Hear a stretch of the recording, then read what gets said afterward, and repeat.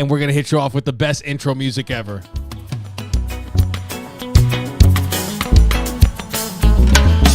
Welcome to World Local News. Recording live from Raleigh, North Carolina, in front of no audience. World Local News, 80% news, 20% bullshit. You've got questions? So do we. Like my grandmother always says, don't knock it till you try it 8 times. I'm not wearing pants. World Local News. Everything is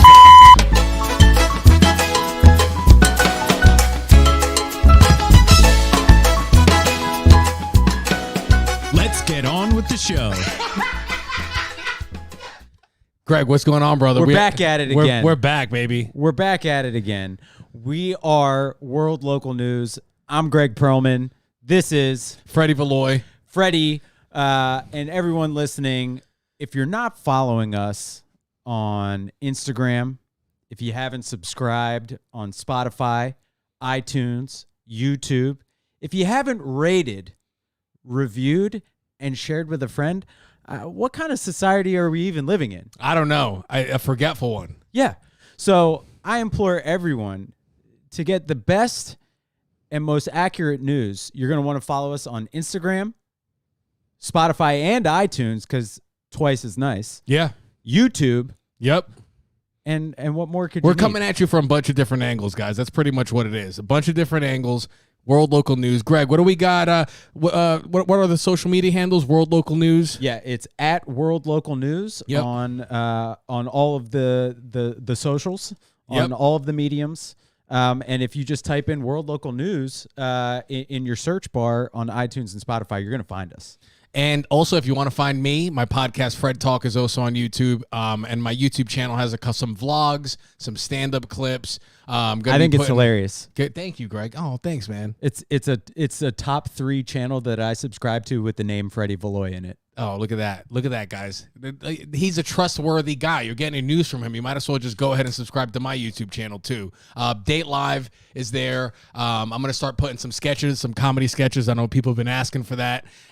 So I'll start putting up those probably in the next couple weeks. Want to make sure everything's good with World Local News. We have the updated camera for the live stream. What do you guys think of the quality now, baby? Chime in the comments. Let us know how great our technical innovations are, which leads us to our first ad of the night.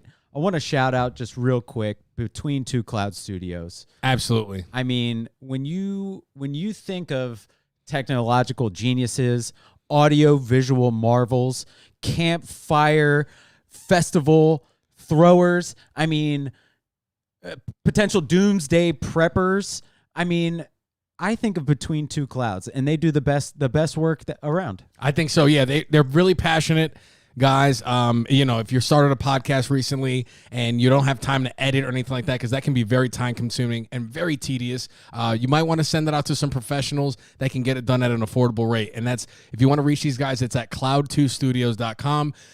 They just helped us. They came in and set us up with the camera and all that. They were like audiovisual surgeons. Yeah. They came in, they diagnosed the problem. Yep.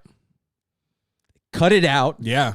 And they fixed it. They fucking look at the quality, guys. So if you if you want to send your video stuff, plan events, anything like that, Cloud 2 Studios is the way to go. Cloud2studios.com, guys. That's our first sponsor for World Local News. So hit up cloud2studios.com. Greg, what are we going to cover today? We want to give you guys a hot show. We're going to give you guys a syllabus for the episode. So you know where you're getting into. Freddie, we have a hot show. What do we got? It's on fire. So we're going to be covering some New York City construction. It's a hot topic. We're going to be covering the 2020 election like we have been. We're going to tap into the results. Nice. We're going to dive deep into it. We're going to talk about an unfortunate passing in the world of pop culture. Alex Trebek, shout out to Alex Trebek. And lastly, we're going to tackle Dave Chappelle's episode of Saturday Night Live this past weekend. Yeah. It's a hot show. I mean, you've got construction. I like that. Everyone loves that. Yeah. You got politics. You got some pop culture news. Yeah. I mean, this is why people come to World Local News. It's the diverse expert content. You know what I mean? This I is don't know if I do, Greg. What do you? Well, we're gonna have to tap. We just jump into the episode and All we're right. gonna find out. So the first story is coming out of my hometown. This is like Tell them where you're from in case new yeah. listeners don't So know. I'm from the New York City area. I'm from Yonkers, New York. Grew up in Manhattan when I was young, and then moved to Yonkers. But somewhere this is in the Bronx. A guy was standing on the sidewalk. He gets sucked into the concrete and falls into a hole, right? He says he kept falling and falling and falling. And when he got to his destination, he was met by a pack of rats where he spent the next 30 minutes in a sinkhole. Yeah. You're breezing through this. So number one, he sunk through concrete. Yeah, it's a sinkhole. The structure's compromised. It wasn't like wet concrete. No. I was imagining more of like a quicksand situation. I mean, for all intents and purposes, this is quicksand. I like the way you said intents and purposes. Yeah, we all feared quicksand as a kid. People thought it never came up as an adult. This guy that was in the Bronx that day had another thing coming, guys. He just I guess they do construction under there. Sure. And it wasn't checked properly for like the integrity of the structure. So he went down and and in that building there was just a ton of rats. So this man spent 30 minutes in a pit full of rats he was covered in rats. In New York City rats. Which is essentially like a coyote. Yeah, yeah, pretty much, dude. He was down there with a pack of wolves. If you're not familiar with New York City rats, I think a good reference point would be the famous show Teenage Mutant Ninja Turtles. So imagine that every rat was Master Splinter, and that's the New York City rat. But here's the thing. You know how only like there's a small percentage of the population that actually gets things done? Yeah. You have to do that for rats as well. So Splinter is probably like he's top 1% rat when this guy was just in a hole with a bunch of like mediocre, average worker bee rats. Yeah, pretty much. Yeah. He was in the Bronx too. When I found out towards the end that this guy was in the Bronx, and I was like, hey, now everything's starting to make sense. How did he combat the rats? He said he just kept his mouth closed because he didn't want any rat. He didn't want any rats to get in his mouth. Was he trapped by the concrete? I think he was just waiting for people to get there. The latter part of the story. Listen, if we have any listeners out there in the Bronx, I'm gonna need you to go investigate this and do some in-field coverage. Again, one of our pledges here at World Local News is that we go by the 80-20 rule, right? So we're gonna deliver you 80% of the news, but we need you guys to fill in that next 20%. We need you guys to go and fill in where we have questions. So big question right now, what was the deal? Was he trapped or not? He was trapped for 30 minutes. Okay. And I think he went to the hospital afterwards and all that. The guy's he's doing okay. This is why. Does he have like the bubonic plague or anything? No, I don't think so. He didn't catch any medieval diseases? I think he's just probably traumatized from spending probably for life. 30 minutes with rats. I heard that in Los Angeles, in one of their like big homeless population centers, that there were rats that were infested with like the Black Plague, and like this in some way the Where was this at? California, Los Angeles. Oh my gosh. Yeah. So like within these like homeless encampments, like there was like a bubonic plague, Black Plague outbreak. Damn. Yeah. That's a different kind of rat. How many people did it take out? LA rat versus New York rat. How many people did it take out? I don't know. I Okay. don't have that answer. I don't know if it took out any. I don't really know what the bubonic plague is. Was it? I mean, that's the shit that took out almost half of Europe. So like this Yeah. must be like the bubonic plague back then was TED, and then this one sounds like the TEDx. But I feel like even like a sunburn would have taken out people back then. You know what I mean? Like they didn't have aloe vera. Yeah, they didn't take showers either. No. Yeah, so this seems like a weaker version of the bubonic plague. I'd be interested to dive deep into the LA rat, New York rat, like if there's kind of like a Tupac Biggie thing. Like, do you think I think the intercoastal rat beef? The rats in New York are more like artists and writers and things, and the LA rats are more like into show business. They want to be more famous. Hollywood rats. Yeah, they're more like Hollywood rats. Yeah. Yeah. That makes sense. What do we got now? What's election coverage? Yeah, I mean the sinkhole was a great. I could sink more time into that one, but I think we covered. We covered. So we'll just give a shout out to New York City construction, and we'll give it this week's Do Better award. Yeah, and good luck to the guy that owns the building. Hopefully litigation isn't too tough for you, buddy. That's I mean, good luck to the guy who's traumatized for the rest of his life over rats. bro. I mean, not the thing. I would not want to be trapped anywhere, let alone with rats all over me. So, what would you do? I'd want to believe that, I'd get this incredible shot of adrenaline where I'd get superhuman strength and I'd push all of the concrete off of me. Yeah, and then one by one, I'd fight the rats. Okay, I like that. I think I would accept my fate and probably just what's the word? Assimilate into the rat culture. I would just be after about 7 minutes. I'm in rat mode now. That's how do I live amongst the rats? How do I climb the social hierarchy amongst rats? Oh, you're gonna infiltrate. Oh yeah, absolutely. I'm gonna tear down the rats from the inside out. That's what I would do. That took a dark turn. Yeah. Well, in transitions, how about that 2020 election, bro? All right. So all right. So we covered the election live last week. Variety magazine called it the a top 3 most watched podcast live stream named World Local News ever. Yeah. That's a fact. That's 100% a fact. And when we left it, things were up in the air. Biden was leading in certain states, Trump was leading in others, and then Wednesday things started. So we covered that Tuesday night. Wednesday night things started to shift, or Wednesday morning rather, and more votes started to come in. Leads started to shift.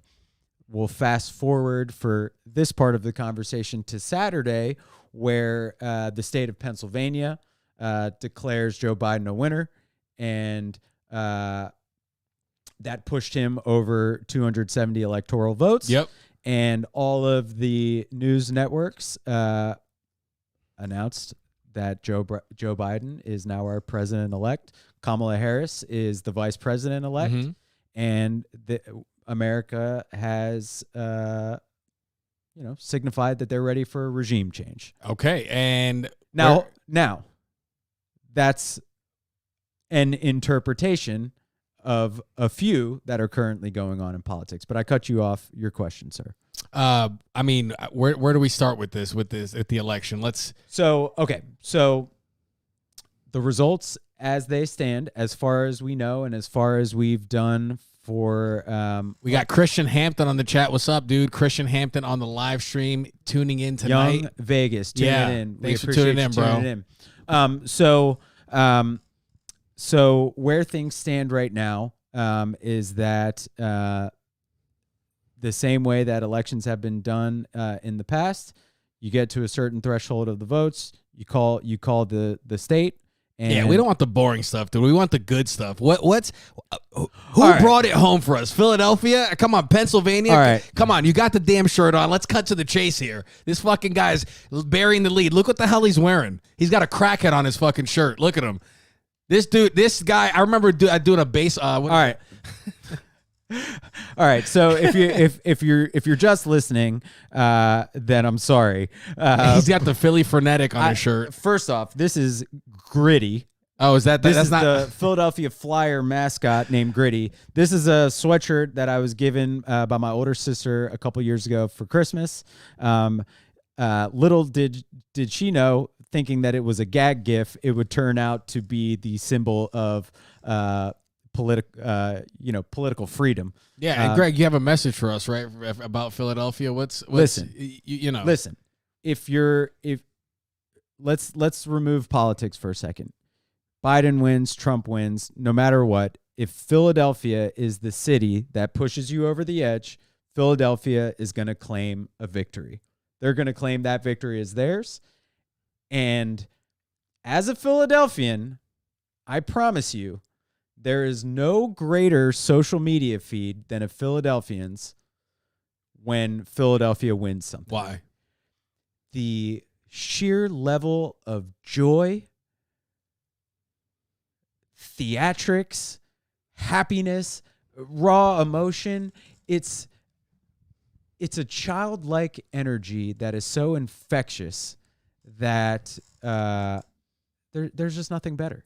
I like that, man. Philadelphia, when we win, they have to grease street poles because people will climb them. Why?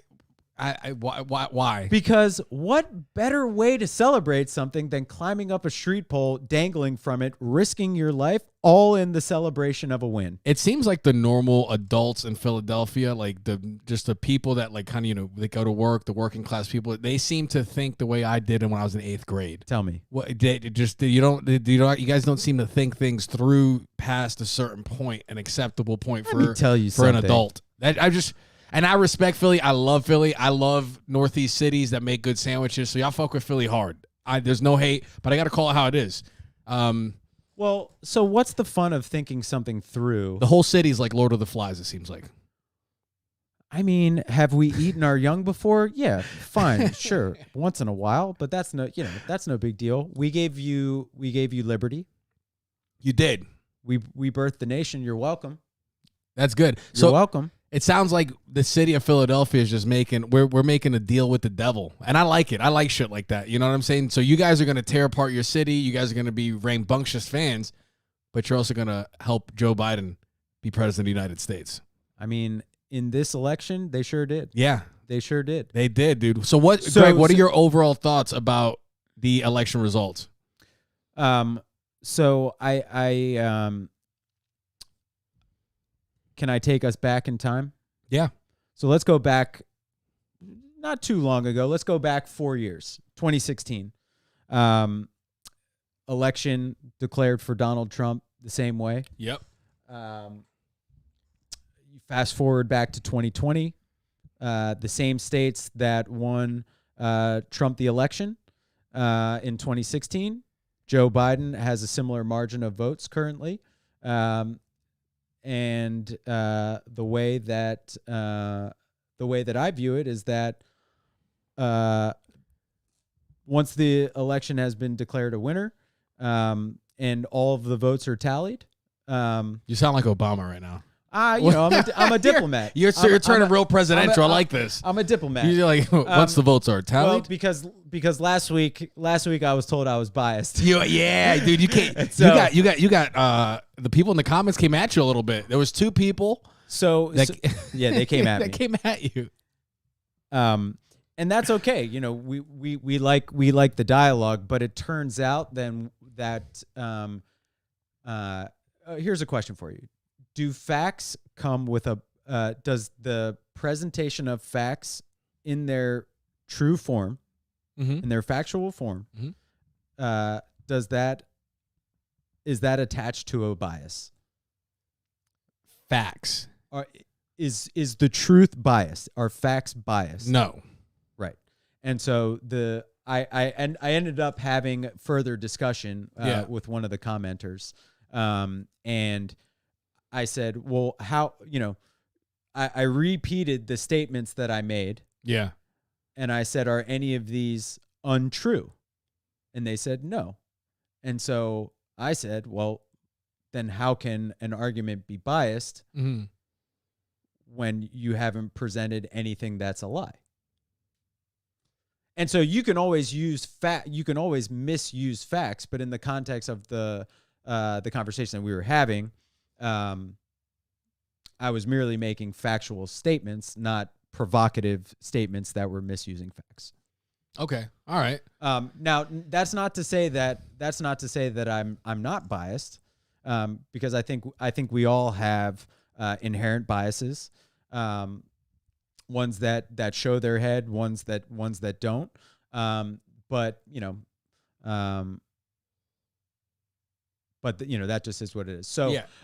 So in the reality, but tying it back to the election, in the reality of elections as we've known them, everything points to Joe Biden being the decisive winner of the election. Yeah, and people are talking about potential voter fraud, but it doesn't seem I think political experts, even on the right, are saying that there's no Well, so I have a theory substantial about that. evidence. What's up? Okay, so one of the major there were two things that people were tracking in this election. Of course, the presidential election, but also the Senate races. Democrats were trying to flip the Senate. Republicans were trying to maintain their majority. Mm-hmm. So one of the states that we were tracking in episode 7, the election special, available on iTunes and Spotify. Hold on. Christian Hampton says sometimes presenting some facts without including other facts, that can be misconstrued as bias. That's true. Yeah, but that's what that. But Yeah. and I agree. That's what I said, right? Yeah, yeah. If you're misrepresenting facts, then you're introducing your bias into Yes. that. You're Yeah, yeah. manipulating that. So completely agree, Young Vegas. Good and a good point. So one of the states that we were tracking last week was Arizona. Oh shoot, why were we talking about Arizona? Presidential results. Presidential 270. 270. Yep. Pennsylvania. Yeah, the Senate race, So Georgia. So we were tracking Georgia, and Georgia ended up with mail-in voting, which we'll talk about in a second. Georgia, as they continued to count their mail-in votes, Biden chopped away at Trump's lead, and Biden has I think like a 12,000 vote lead in Georgia now. But what happened is both of their Senate races, you need to win by majority, more than 50%. And if not, it immediately goes to a runoff. So Georgia, what is a runoff? A runoff, it means they have another election where where the two people go against each other, so you can get a majority. There's no longer like you can no longer like vote for a third party. You vote for the two candidates that got the most, the number one and number two. Okay. Right? So yeah, the top two advance. Okay, yeah. So one of the reasons why I think Republicans are pushing so strongly on these voter claims and things like that is because of the Senate race. And so at this stage, if you go against what Trump thinks has happened in the election, then he's liable to send a tweet about you, or go on TV and say something about you, or have his team of surrogates trash you, and then you're putting your political capital at risk by going against what he says. So you started to see, like on Saturday and Sunday, certain figureheads from the Republican Party being like, welcome President-elect Biden. Yeah. We accept the results of the election. And then Sunday night, in some of those evening shows, and Monday, you started to see the tone shift more towards talking about the difference between legal and illegal ballots. Yeah. And so now, the theory would be is if you just hold the line until these runoff elections happen, which is January 5th. Okay. And you you win those elections, you maintain control of the Senate, and then you're like, okay, we accept the results of the election. Because by all accounts, and let me know if you've seen anything different, but by all accounts, all of the instances of voter fraud had either been rebuked, proven to be false, proven to be solved in real time. Like people, I think a popular one is about this glitch in software that. What's was the deal used with the in glitch? Apparently, it counted votes twice, but they caught the glitch in less than 12 hours. And the glitch actually had nothing to do with the actual counting of votes. Okay. And I feel like this will be something we'll probably have to follow up on again next week. Sure. Or this will be something that'll be in the news cycle for a little bit. We'll get more information. Yeah. All right. So from what I hear, from experts is that and this is right wing and left, is that the voter fraud thing isn't a thing. I wouldn't look more into that. I remember seeing that one graph of like the graph numbers of the thing that it was like a straight line. Did you ever see that one? Oh yeah, overnight. That proved to be that they had corrected that as well. It was a glitch. It was manual error, and they wrote in 150,000 when it should have been 15,000. And they had corrected it. And the guy who actually put out that tweet deleted it and apologized. Oh wow. Okay. Well, that's good. Yeah. So my I have to believe let's just believe what the court cases have shown, which is all of the instances that have gone to court have been either rejected, or like there was an instance in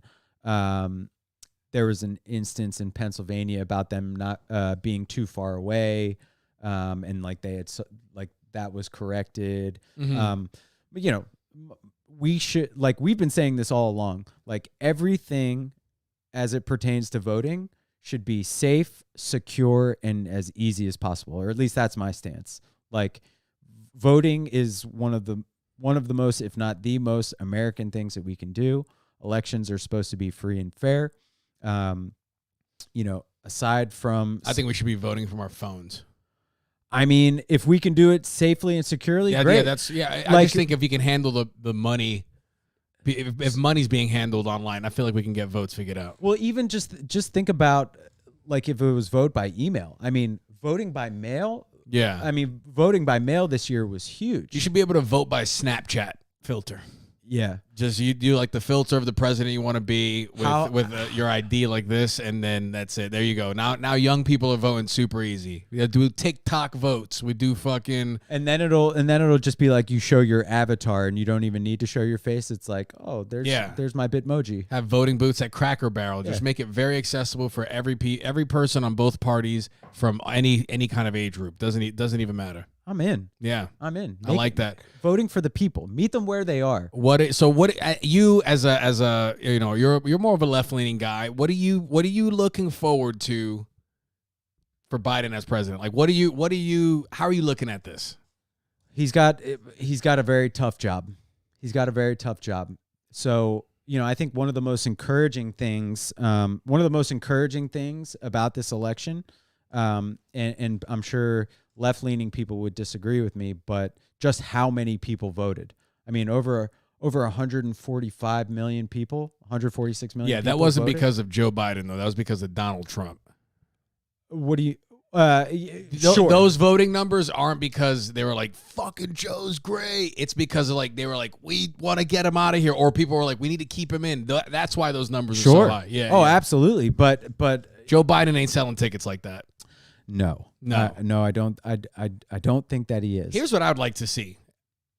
I would like to see President-elect Joe Biden and Madam Vice President, whatever, elect Kamala Harris. I would like to see them take on the prison industrial complex, because here you have two people that directly made a negative impact on systemic racism, something that we was talked about ad nauseum. This not even ad nauseum. It was needed to be talked about after the whole George Floyd thing and police brutality, systemic racism. I would like to see them say, do something that, and which I think they have the power, just as long as they're okay with taking money out of some people's pockets. Yeah. But I think taking out or putting a noticeable chip in the prison industrial complex will be something that I think would show, hey, we fucked up a few years ago. Here's how we're making it up. And hold on, because I have liberal friends that they get upset when I bring this up as a fact, not as a fact. It's just like it's a very common sense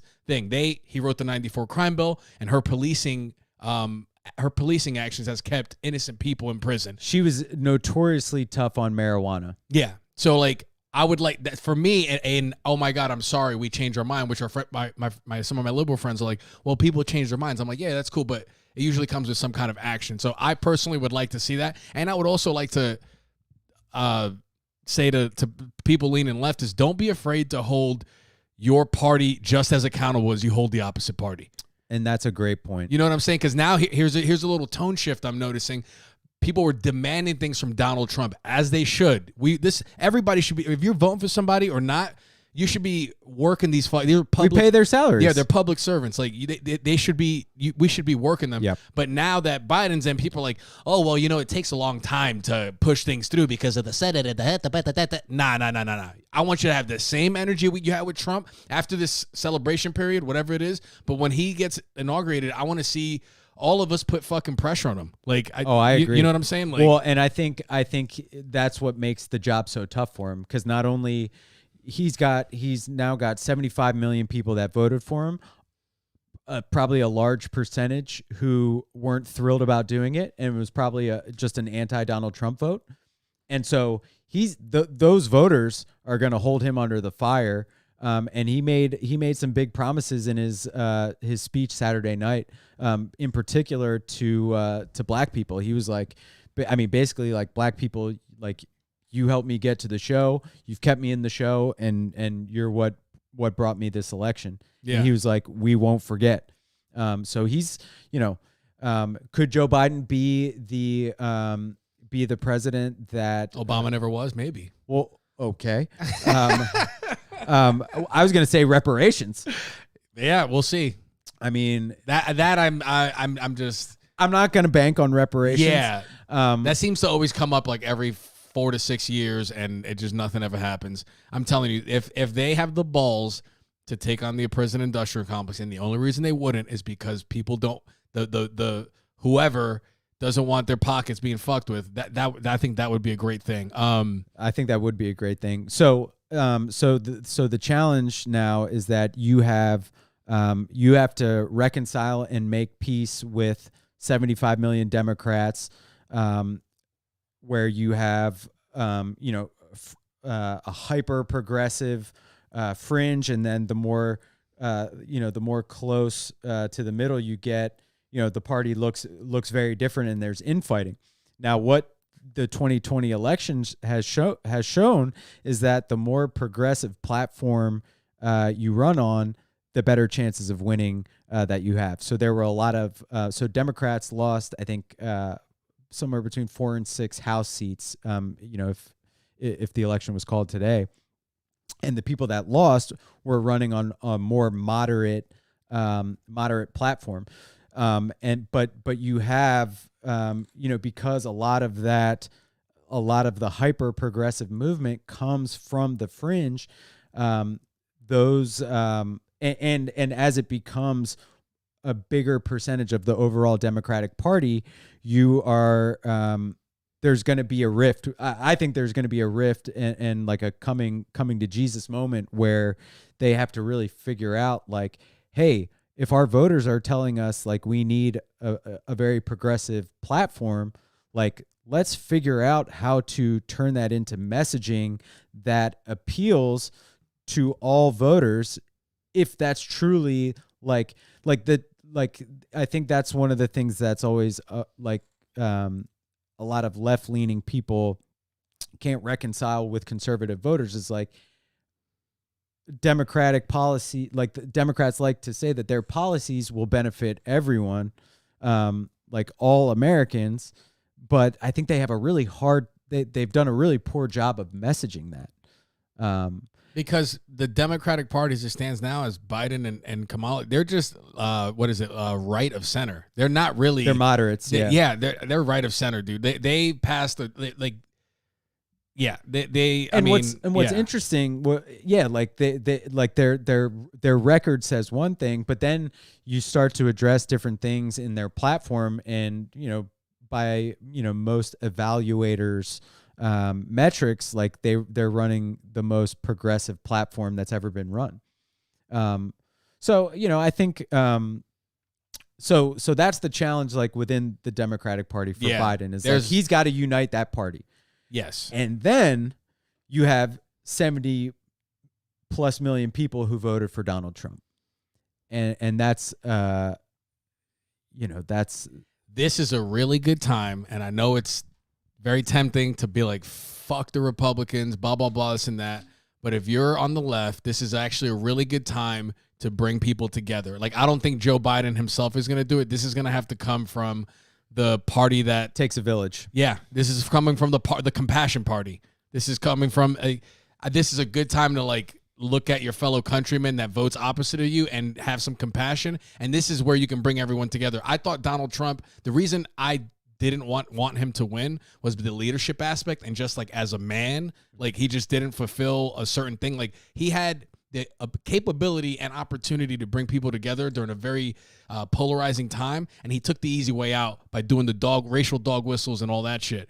And He had multiple was, opportunities. and I didn't fuck with that. And I feel like right now the Democrats are in that same position where they could bring it together and be like, hey, you know, you vote red, but you know, Democrats are great with coming up with corny ass slogans that are catchy. They could do that, and we can really bring people together. I think. Like, I agree.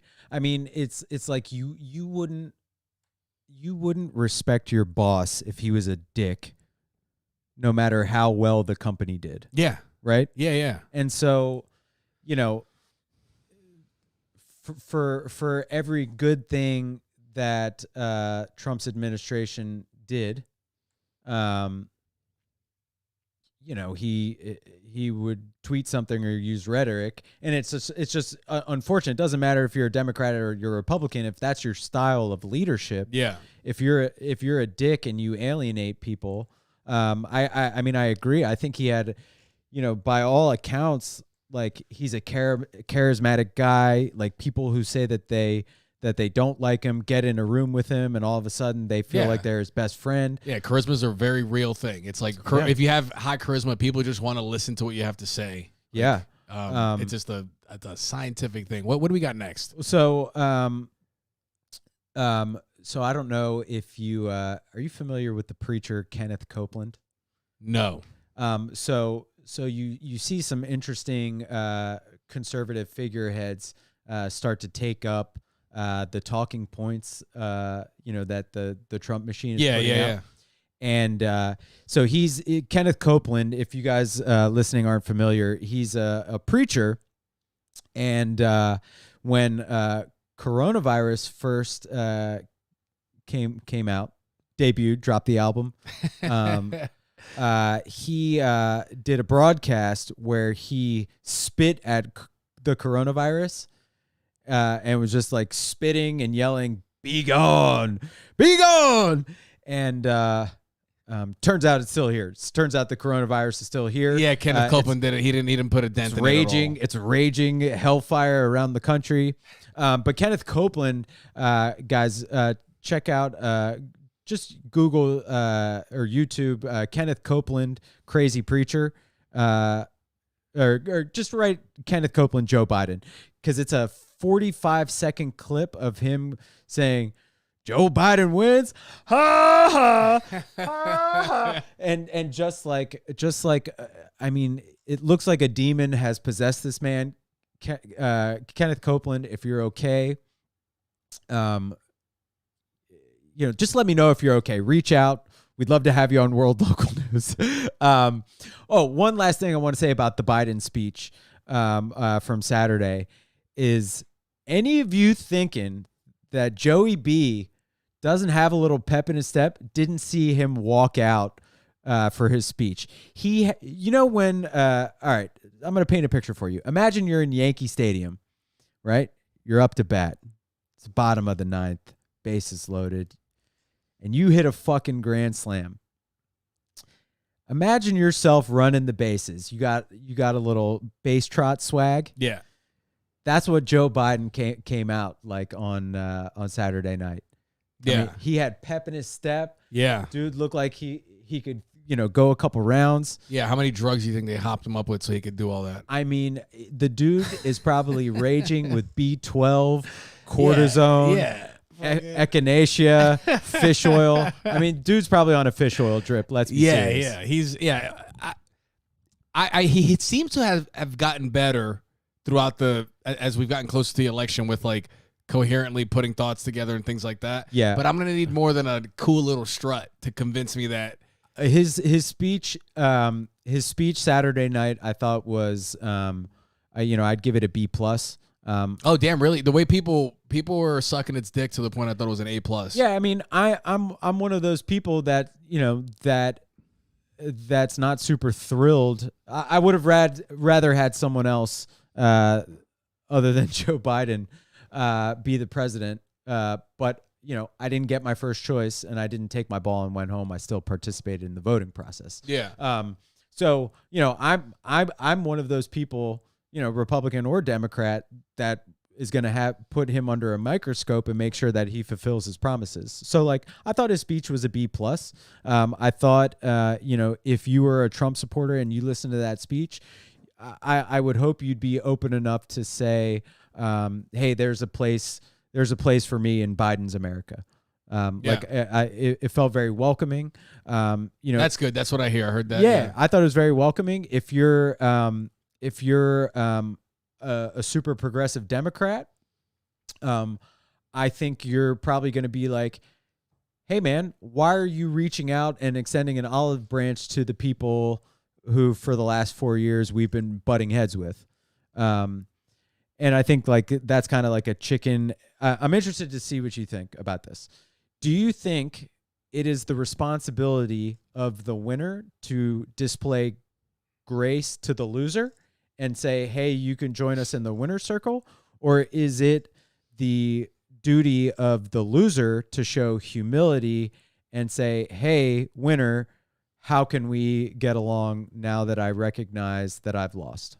Both, but more so from the winner, especially when the winner is the party that claims to be the more intelligent. So if you're the more intelligent, supposedly the more aware, it's up to you to extend that olive branch. It's like when when you first start out and you're like, I'm going to prove everyone wrong. I'm going to be successful to spite these people. And if they don't fucking believe in me, fuck them. But when you get to a higher level of consciousness, when you succeed and that person that didn't believe in you early on comes up to you and is like, oh, congrats, I want to work with you now. Like, instead of being like, fuck you, you didn't believe in me, you understand that they didn't see what you saw in yourself, and that's okay. Yeah. That's not a personal attack on you.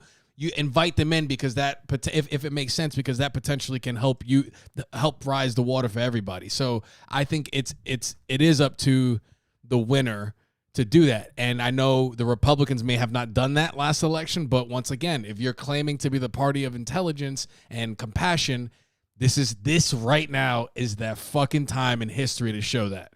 People only talk about right side of history when it's like some race shit or something else, but this is like, I think, a deeper level at the right side of history where you can make a change and go, wow, this political party actually showed some fucking class, unlike what we normally do. We all act like fucking children, you know? It's interesting because I've been seeing like a lot of you see a lot of memes on social media. Yeah. Like, hey, let's be friends now, with people being like, yeah, but you told me, you denied my existence for 4 years. Like, you supported someone who, it's very interesting. If someone's just straight up toxic, fuck them. But if someone's extending an olive branch and you like miss them, but you don't want to budge because of your political leanings, I'm telling you, right now is a great time for people to really come together. Like, yeah, I mean, I think one of the things that we can all unite around is Rudy Giuliani. Before we go to Rudy Giuliani, really quick, Alexandra Ocasio-Cortez put up a tweet about making a list of people that posted pro-Trump shit, dude. That's a little fucking. I don't think she did it in like, because people are like, oh, that sounds like a dictator, blah blah. I don't think she did it in that sense, but it does. You know what I'm saying? That's not. Well, people do straight up think she's evil. Yeah, but that tweet doesn't help. That doesn't help. It's a weird thing to do. I don't. It wouldn't be what I would do. Yeah, no. If I was an emerging leader, I can't say that would be the political tactic that I would take. Yeah. However, yeah, I mean, it's just it doesn't help anything. I think that's inflammatory as fuck. Making a list of people like that ain't cool. I think the correct thing the more correct thing would have been to say, like, let's, you know, like there's accountability, right? There's accountability, responsibility, but then there's like threatening. That sounds threatening to me. It did sound threatening. Yeah. No, like- I'm agreeing with you. I'm She- agreeing with you. There's a way to ask for accountability and Yes. responsibility other than you know, saying, hey, we're making a list. Yeah. And this is an interesting, like you had the great topic last week about Democrats losing Latino voters, and sure enough, They lost. They actually gained in Latino and Black. The only demographic they lost in was white people. That Trump lost. no, Was white. Trump had majority white men and women. Well, yeah, it's always majority men, white men and women. But the number of Blacks and Latinos that voted for him was higher. Than, He had the highest African American and Latino support of any president. any president. And since his first term, he lost votes from white people.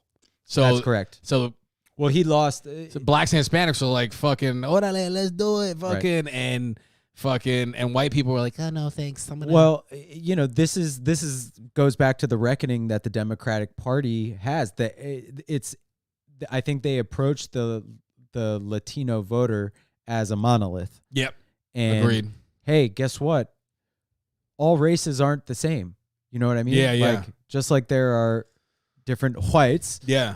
there are different Blacks, there are different Latinos, Asian, etc. Yeah. And so that's, you know, one of the two of the major groups that swing elections because their minority continues to creep at the majority. Yeah. Is the Black and Latino voter. And so that's the reckoning, because I like there's that. something about the Republican message under Trump that is resonating more with minority voters. And if the Democrats want to win elections, they're going to need to address that. I would say for the past, I don't know, it's over, 6 years or so, I've been like, there's going to be a swing of minority voters going Republican solely because the Democrats ain't doing a lot. They're not doing anything noticeable and tangible that people are, that they're staying with. You know what I'm saying? Like, Well, I think one of the major issues is around just the concept of socialism. Like, if you say socialism to certain Latino populations, like if you say that to the Cuban population in Miami, yeah, if you say socialism to them, they're thinking Castro. yeah, No thanks. That's why we left that country. Mhm. And so, you know, I think what so like you can't just have a one size fits all message for anyone. No, And I this is agree. what I'm talking, like, you have to if you truly think that your plans and policies are best for everyone, you should be able to communicate that message to anyone. Like, Yeah. I'm in sales, you're in sales. Yeah, If you have a mastery of knowledge about the products that you sell, it doesn't matter who you're talking to, you'll be able to sell it. yeah, Right. And I think that's that if I were, someone who was doing strategy for the Democratic National Committee, I'd say, hey, our marketing sucks. Our messaging sucks. Anti-Trump was like the big message the last 4 that was years. the only thing they're running on. And guess what? Donald Trump has over 70 million voters, which in any other year is the highest total of any president. Here's something interesting. So Donald Trump's so amazing that he made Georgia go blue. If I'm a Republican voter, I'm looking at that and I'm going to go, huh? Right? Like, you got to look at that as, if you're a Republican voter, and go, how the fuck did that happen? How did he lose that? Well, you got to give a big shout out to Stacey Abrams. Yes, but still. Like, you know what I'm saying? It's typically a red state, right? Oh, yeah. Yeah. And Oh, yeah. they went blue. And yes, Stacey Abrams did, but like, you know what I'm saying? Like, as a voter, I would start questioning like, if I voted for Donald Trump, well, how the fuck, how'd you fuck that up? Like, So it's interesting because you could go two ways with it, right? You could say, like, how the fuck did he lose it? Or you could say, what was it about the Democrats? What about their policies? Like, what were they saying to convince a historically red state to go blue? Yeah, that's And that's what I'm saying. Like, I think it was more so Donald Trump losing it. I don't think the Democrats had anything of substance. They were running on. Joe Biden barely talked. They're running on. Luckily, Donald Trump mishandled the coronavirus, which was if coronavirus who doesn't happen, yeah, Donald Trump wins in a landslide. So I think any president probably would have mishandled coronavirus because here's why I think because it got politicized. So either way, but who did that? Decisions would have been made to spite the other party as opposed to trying to do the right thing. And I think both parties would have done that. Yeah. It doesn't matter. When it gets politicized, it's toxic as fuck. It's super it's just not. Yeah. I think you're right there. Yes. I think we have a comment. Oh, hold on. Those minority communities are typically, it's from Christian Hampton. Those minority communities are typically more conservative culturally. And yeah, like Greg said, they usually come from countries where socialism failed. Yeah. Yeah.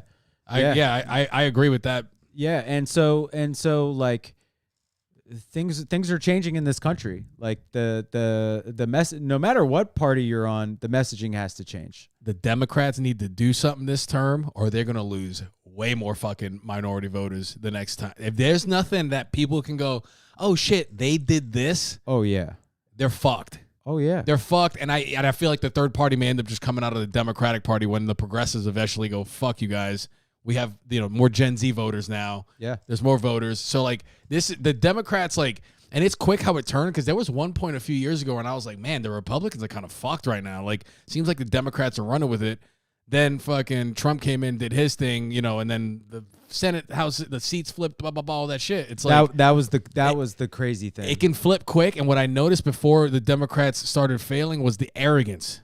And the Republicans were developing that same arrogance before Trump lost this one. Like this election felt. Christian Hampton says this election felt like rural versus metropolitan in a lot of ways. Yeah. It did. But Christian, if you an interesting thing to look at is to look in the Rust Belt. So we're talking Pennsylvania, Wisconsin, Michigan, and looking at how it was looking at how those elections went in 2012, 2016, and 2020. What you'll see is that that Hillary Clinton lost a lot of the support in the rural counties, and more so Trump won them. But Biden's messaging to them this cycle around was better. So like I could see that. So what won Trump the election in 2016 was Pennsylvania, Wisconsin, Michigan, and Ohio. But Biden swung all three of those states. Yeah. So we'll have to see as more results come in. I'd love to dig into the rural versus metropolitan area demographic breakdown. It's super interesting. It's I just think again, the most exciting thing is that people got out to vote. Yeah. As far as we know, there hasn't been any violence in the streets. Yeah, that's because Joe Biden won. If Trump won, it'd be a fucking melee. Yeah, I mean, yeah. Who knows? Yeah, who knows? No, I have a good suspicion that if Trump won, there would have been protest. I mean, come on. I'd like to think that no matter who won, that it was a lot of the media and social media bots and bullshit like that was stoking fear. Yeah. Because like you even saw like there were groups of protesters in Arizona, dueling protesters. Like people were going to protest the counting of votes. People were trying to say don't count them, and like they had like a dance off and it was fun. Oh, that's the kind of shit I want to see. I saw a picture of a Trump supporter and a Black Lives Matter supporter hugging after the election results. Wow. Yeah, bro. I'm telling you, man, right now is it sounds like bullshit. I sound like one of these fucking girls that, like is Mercury's in retrograde, but there's some shit that I feel within like the fucking culture. I guess it's the comedian in me or whatever, but like right now it seems like there's a time that we could really bring people together. The liberals on a huge high, and I would use that high to reach over to the other side of the aisle. You're talking about a puff pass situation. Yeah, bro. Democrats are high. Yeah, Pass it let's around. we can work together. The Biden and Kamala, they're for if you look on the political spectrum, they're more closer to right than they are left. So I think we can I don't know. I think we can work together. I hope so. Show's coming to a close soon. We're coming up on the hour here. Yeah. Let's end and we'll cover more of the election stuff obviously because that's going to be in the news cycle until It ain't. yeah. Apparently, it ain't over. Yeah. Apparently it ain't over. So we'll keep you guys posted on that. Greg, man, we had a massive loss in just like human being. This is like when Mr. Rogers died. Like I would say Mr. Rogers and Alex Trebek are on the same level of just like that's just a good motherfucker. They're Bob Ross. man. They're in the VIP section of heaven. Yeah. Like These guys are getting along with everyone in heaven. What was your experience growing up with Jeopardy? Because it seems like everyone there's a video online, and I would love to see if we can cut this in post for the episode. But there's a video of an Indian kid crying to Alex Trebek, saying he's like this is crazy. He's like, I learned English because of you. He's like, I used to sit down on my grandfather's lap and he's like choked up. It's like it gets you emotional. Yeah. He's like, I used to watch you on my grandfather's like so he's like, so thank you so much. Thank you. Like everyone has like some kind of experience with Jeopardy. Either it's playing in the living room, whatever. Like what's yours? So I have two very distinct memories. The first is the movie White Men Can't Jump. Yeah. Rosie Perez. Wow. What is the quince? What is the quince? Foods that start with the letter Q. Yeah, I love that. That was a pretty good Rosie Perez impression. Yeah, I love it. Speaking of Puerto Rican women, Janice Ramirez is in the chat. Look at that. Came in at the perfect time. Hey, if you're watching, please let me know what you think of my Rosie Perez impression. I'm very sensitive about it. It was good. It needs a little work, but I got the bulk. You got the bulk of it. I like it. Yeah, you felt it. Okay, so Rosie Perez and White Men Can't Jump. Yep. She goes on Jeopardy. She dominates. She gives Woody Harrelson the money. He blows it. Yes, and she leaves him. Yes. You stupid Billy. One of like 10 movies that you see her breasts in. She always gets naked in movies. Oh, I didn't know that. Yeah, 100%. That was great. In 1992 as an 8-year-old, enjoyed that a lot. Okay, weird transition. The second memory is that my mother is the greatest Jeopardy player that I've ever come across. Nice. Like just lightning quick. Yeah. Like remember who's the guy? Not Ken Starr. Ken. Was it Ken Bone? No, Ken Bone's the fat dude with the red sweater. Ken Jennings. Ken Jennings. I remember my mom like being at home in the living room, going head to head with Ken Jennings and beating him, and I was just like, "You're this shit." Oh damn! So like Jeopardy was a staple. Yeah. That was like leave mom the fuck alone time. Yeah. Like, hey, Jeopardy's on. You want to talk to me? Yeah. Commercial. Or wait till the show's over. And that was respected in our household. Like, totally acceptable. What about you? For me, we always had it playing in the house. It always reminded me of my stepdad. He used to watch that and sports. But for me personally was in college, the wrestling team, when we were like, no partying, whatever, we're training for the season or we're in the middle of the season, after practice, we would go watch Jeopardy and like compete against each other. And one of the years we had a heavyweight from Cornell University. He had 1 year left. So he got 2 degrees at Cornell, came and did his last year eligibility at UNC Greensboro. So he's super smart. He used to win like every fucking episode. Sure. Every episode until one day, one of my fellow loudmouth New Yorkers, but he's like, this guy's like annoying loudmouth type. Like it's not, it rubs people wrong very quickly, He wins. He beats this dude and gets up. And mind you, the New York kid is 149 pounds versus a Pennsylvania heavyweight. Yeah. Farm bred. Yeah. So he gets up and he's like, yeah. He's like cheering in his face. I fucking won. The heavyweight punches him in his mouth. Oh, wow. Yeah. And this moment I found very interesting because this person that got punched in the mouth is a very loudmouth person, shit talker. Oh, you want to fucking do it, blah, blah. But when he got punched in the mouth, he didn't react like a person that throws down. Because the person that throws, I would have been fucking scrapping. I don't give a fuck how big you are. I would have been on him like a fly. Oh, dude, all day. He got hit. He went. And it gets quiet. We're all like, oh shit. And the heavyweight looks at me and goes, don't gloat. And I was like, oh shit. So that is my best Jeopardy moment. Yeah. And I think Alex Trebek was disappointed in both of them. See, like I think he felt that. Dude, I'm going to tell you what, man. I bet Alex Trebek could scrap. I bet he would have. He's a Canadian dude. Nah. He doesn't need to. Alex Trebek will talk you down from your anger and then make you you're probably right. Cut in at a deep level. He'll be like, but I feel like you're trying to paint him as Mr. Rogers, and I think he is like Mr. Rogers nice, but I think he's got some street in him. Yeah. Like, dude, you don't become world respected, Jeopardy host. Like you've seen those, when he does rap songs. Yeah. Like he's a little snarky. Yeah. He had. Dude, he could throw a nice 1-2. He could throw a nice 1-2. I could see that, maybe him doing like an underground fight club with all the losers of Jeopardy. Oh wow! Imagine he's just a different person. Like, come on, you pussies. I also think about Will Ferrell's Saturday Night Live impression of him. Oh, dude! I mean, those are great. Dude, you know who just died recently too? Sean Connery. Oh no! Yeah. Do you think? Wow, dude! I think there's a conspiracy theory there.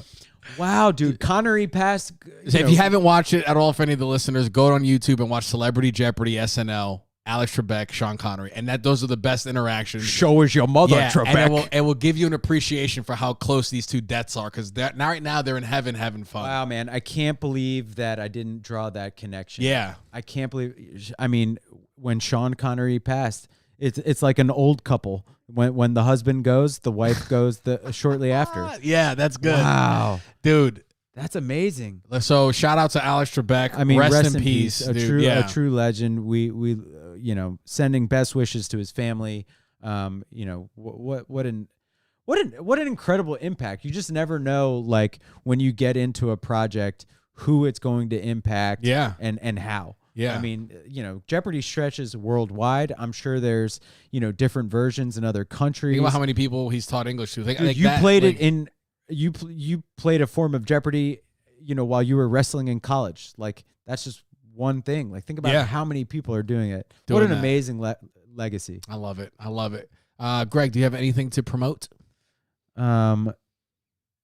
Hey guys, World Local News is you can follow us on Instagram, iTunes, YouTube, Spotify. Subscribe, share our stuff. We're gonna be releasing clips for the promo episodes. Share those on Instagram whenever you see them. That'll really help us out. Subscribe to my YouTube channel, Freddie Valoy, and subscribe to the Fred Talk podcast. Available anywhere you listen to podcasts: Spotify, iHeartRadio, iTunes, all the good stuff. Share my stuff. Right now, we're in the very constructive feedback point of this project here. So if you think there's ways we could make it better from a flow standpoint, let us know. And guys, thank you for joining. It's not going to be technology, because we're up in the game, baby. Yeah, we have upped the game. Look at this. Look at this quality, bro. We've upped the game, guys. You can't see our setup. This is great. It looks better. We appreciate you guys listening. For those who tuned in live, thank you very much. Tell a friend. Tell your parents, tell your sister, tell your brother, tell your cousin. We're World Local News. We're out. Yeah. Love you guys.